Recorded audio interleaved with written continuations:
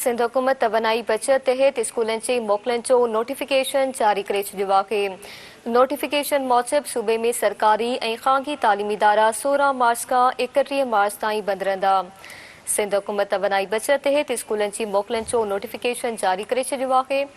Notification मूजिब सूबे में सरकारी और खानगी तालीमी इदारा 16 मार्च का 31 मार्च ताईं बंद रहंदा।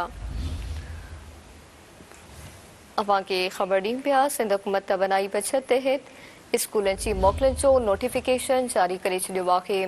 नोटिफिकेशन मूजिब सूबे में सरकारी और खानगी तालीमी इदारा 16 मार्च का 31 मार्च ताईं बंद रहंदा। सिंध हुकूमत तवनाई बचत तहत स्कूलन जी मोकलन जो नोटिफिकेशन जारी करे छॾियो आहे। नोटिफिकेशन मूजिब सूबे में सरकारी और खानगी तालीमी इदारा 16 मार्च का 31 मार्च ताईं बंद रहंदा।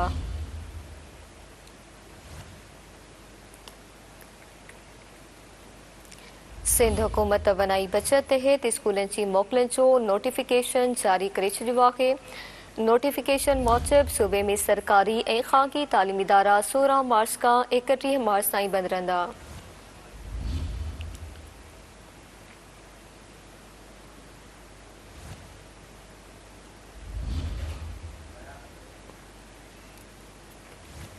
सिंध हुकूमत तवनाई बचत तहत स्कूलन जी मोकलन जो नोटिफिकेशन जारी कयो आहे। तफ़सील माल कंदासीं चीफ रिपोर्टर कराची फयाज़ कुरैशी खां।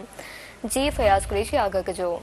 बिल्कुल मारवी सिंध के तालीम खाते स्कूल एजुकेशन और कॉलेज एजुकेशन पारा अलग अलग नोटिफिकेशन जारी किया वे जैमें स्कूलन और कॉलेजन में 16 का 31 मार्च तक जेका बहार की मोकल के जवाब ॾियण मोकल जो ऐलान किया वियो आहे। हवाले से बुनियादी तरह से पस मंज़र में जेका मुल्क में आलमी सूरत हाल के नज़र में रखंदे जो पेट्रोल आवाम के हवाले से सबब उन बुनियाद से सिंध काबीना पारा फैसलो किया हुयो तो मोकल जेका है वह स्कूलों में कई वेंदी ऐं लगभग 2 हफ़्तनि ताईं स्कूल जेके कॉलेज वे बंद रहंदा ऐं जेके यूनिवर्सिटीज़ ऐं कॉलेज जा जेके इम्तिहान आहिनि वे या क्लासिस आहिनि उहे ऑनलाइन थींदा। इन हवाले से स्कूल एजुकेशन खाते ऐं कॉलेज एजुकेशन खाते पारां दार जेके नोटिफिकेशन जारी करे 16 का 31 मार्च ताईं स्कूल ऐं कॉलेज बंद थियण जे हवाले सां ऐं यूनिवर्सिटीज़ बंद थियण जे हवाले सां मोकल जो बाज़ाब्ता ऐलान करे छॾियो आहे। महिरबानी जी फयाज़ कुरैशी आगाह करण लाइ।